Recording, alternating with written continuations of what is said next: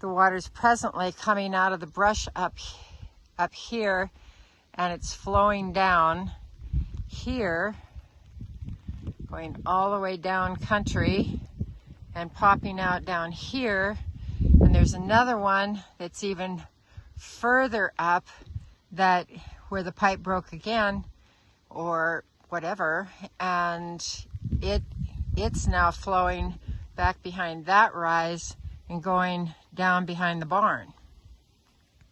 The area that needs to be dug is way up in that brush, and it has to be dug the full length and brought, well, the old pipe lies underneath this brush right in front, comes all the way down, and you can't barely hardly get in there. That all has to be excavated and dug out and reboxed and then repiped into these tanks, which presently are not holding water. They're not catching. So we need to dig down and find out where the water's going. What little water is coming in, the tank isn't even holding that.